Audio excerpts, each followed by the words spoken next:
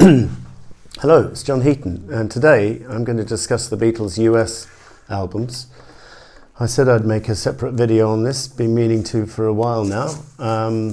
So I'm from the UK and I grew up with the UK albums, as most English people did, and the first thing to be said is the UK albums is as the band intended them to be. They spent a long time on track listing, particularly after the first couple of albums, and sequencing and deciding what to record and not to record, what to put on an album. And so the definitive versions are almost always the UK ones, but the US ones do have their merits, and I did pick up most of them on CD when they came out recently because they're of interest value for a Beatles fan, even if they have flaws, as we'll see.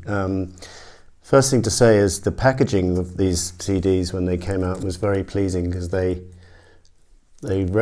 reproduced the exact packaging of the original release, even down to the inner sleeve, with the adverts for other Capitol products in the most part. This is a United Artists one.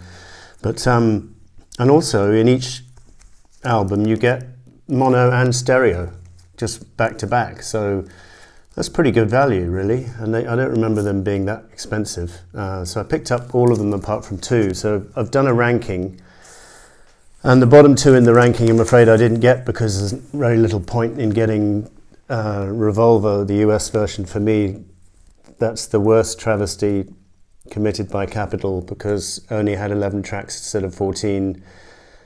It was missing 3 John tracks which had been nicked early for the Yesterday and Today album.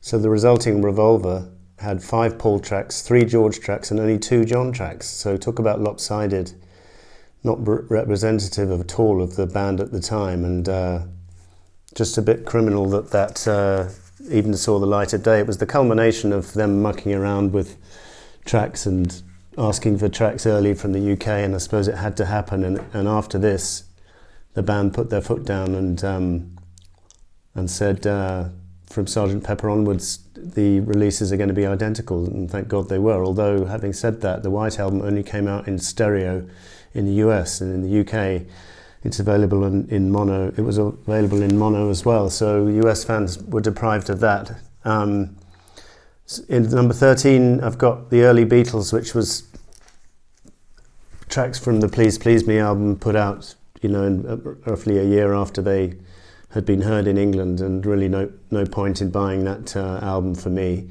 Number 12 I've got Hard Day's Night, which is very different from the UK album, not only the cover but the fact that it's got a lot of instrumentals from the film, and a lot of the tracks on the UK album are not on here at all. So it's not an album I reached to listen for that reason, and the same would go for Help. I don't want to sit down and listen to the the James Bond theme at the beginning or whatever, the instrumentals and stuff. Just, very, very seldom do I play side 2 of this album, because I think the songs are on side 1 and then the instrumentals are on side 2, I seem to remember.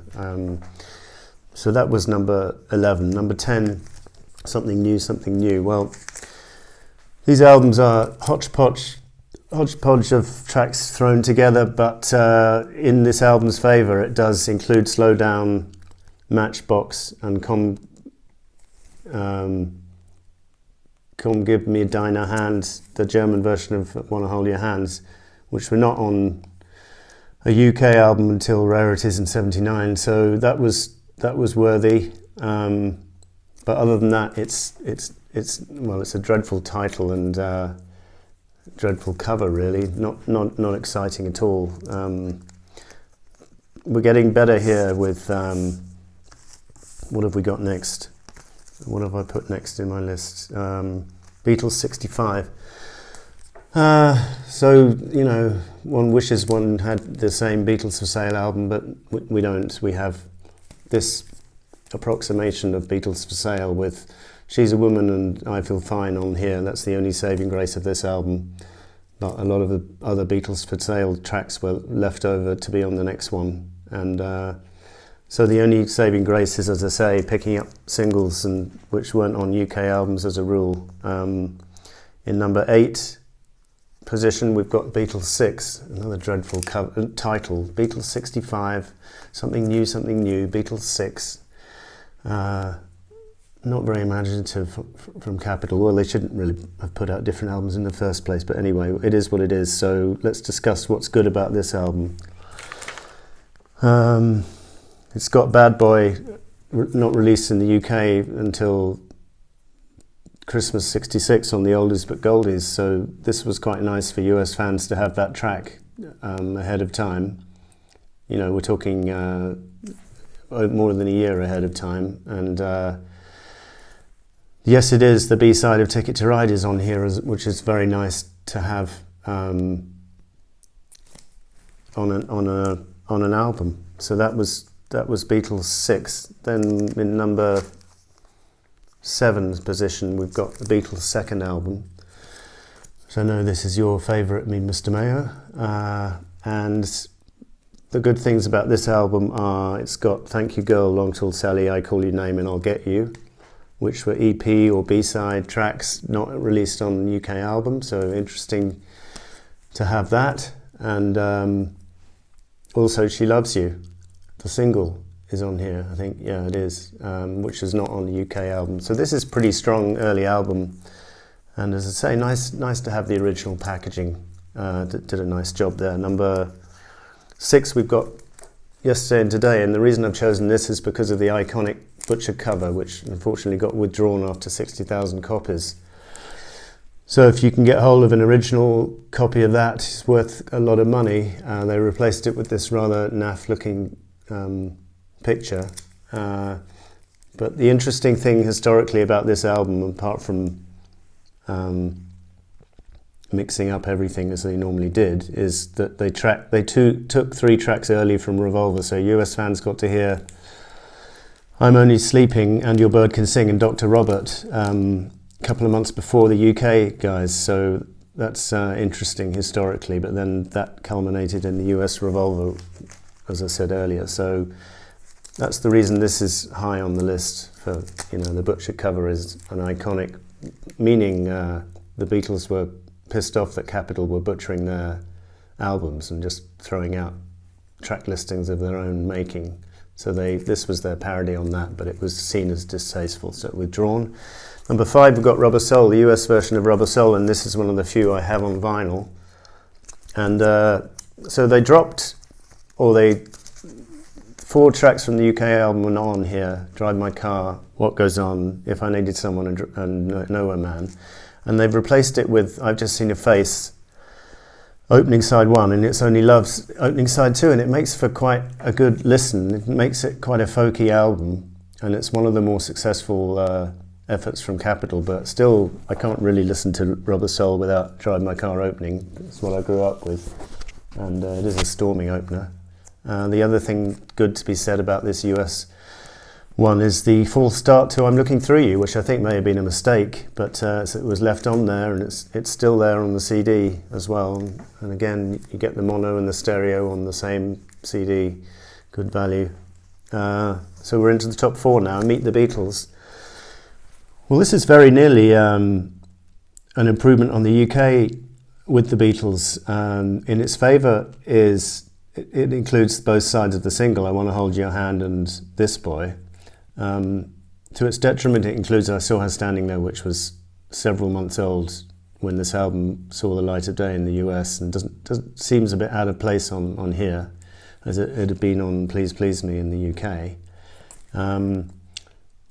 But the other good thing is they've got rid of all the cover versions, so this is all Lennon and McCartney. So I guess they wanted to make a statement that Meet the Beatles, and they wrote their own tunes. So gone are the covers of Devil in Your Heart and Money and Please Mr. Postman, Till There Was You, not on here. Turned up on later US albums, but not on, almost for the most part, but not on here. So that's pretty successful. Number 3, I've chosen Rarities, because although a lot of these rarities were chosen for the US market, there was some stunning choices for the UK fan as well when this came out in 1980. and it's an improvement on the UK rarities, both from a cover point of view. Well, not that this cover's very good, but at least the gatefold has the butcher sleeve and some good press conference pictures there, and some good liner notes on the back. So some of the tracks are not rare for UK fans, such as the mono stuff from the White Album, but it's good to have the wildlife version of Across the Universe. And in particular, we've got 3 gems on here. We've got Am the Walrus. It's a combination of 2 rare takes. The US single take, where there was 6 bars at the beginning of the song, and there's a couple of extra beats after the line "I'm crying" before "Yellow Matter Custard," which came from the US single, I think. On the US album, Mystery Tour, both of those things were missing, so they've combined it into one track here, and I was listening to it the other day, very interesting. And I Love Her, we've got the German version from Something New, where they had 6 verses at the end. The guitar riff, sorry, not verses, the guitar riff at the end is repeated 6 times instead of 4, not available anywhere else before here. And then perhaps most interesting of all is Penny Lane, with the missing trumpet bit on the end of the song, whereas the single finishes without that, but it's added on here, and as Andy Brooks said, it's hard to hear that song now without hearing that closing trumpet line. Whether they were right to leave it off or not, it's a matter of opinion. So Rarities, a good strong release in US there, and number 2 I've chosen Hey Jude. Very nice packaging again. We've got obviously the superb front and back cover, 22nd August 69. Came out in February 1970, and for the most part this was an essential album because most of the tracks were not all available on a UK album for years, until the Red and the Blue, or most of them. So Can't Buy Me Love and I Should Have Known Better seem a bit out of place here, but other than that, they're all songs from 68, 69, which were on singles, not available on album. Hey Jude, Revolution, Paperback Writer, maybe that's from 66, admittedly in Rain. But Lady Madonna from 68, Don't Let Me Down from 69, Ballad of John and Yoko from 69, and Old Brown Shoe from 69. Yeah, maybe they could have included the Get Back single on here as well, instead of Can't Buy Me Love. And then You Know My Name, Look Up the Number. That would have been nice, but as it is, it's a pretty solid album. And then number 1, well, this is a case where the US saw things better, I think, than the UK. This Magical Mystery Tour came out as a double EP in 67 December, and the US, I don't think EPs were big in the US at the time, so they took the 6 songs from there, and then they thought, well, we've got some single stuff which is not on an album, like Penny Lane, Strawberry Fields from the beginning of the year, All You Need Is Love, and Baby You're a Rich Man from June. And then we've got Hello Goodbye, which was released around about the same time as Mystery Tour, so they put it on this album, and now it is the definitive album in the EMI catalogue, so they've even admitted that this EP has been long out of print, it's not available on CD or anything, and it's nice to have, and it's quite pricey if you find a copy, but if you do find a copy, make sure it's got the lyrics in the middle, because mine is missing the lyrics, and hence it didn't cost very much. So that was the US albums. I know it's down to what you grew up with, so a lot of you guys in the US are very fond of these albums. Nothing wrong with that. I'm just giving it to you from my perspective as a UK fan. Don't have much need for most of the albums, but some of them did fill a gap, and some of them were actually genuine decent releases. So this was my ranking of the US Beatles albums, up until Rarities anyway, not including anything subsequent. So thank you for watching. See you next time.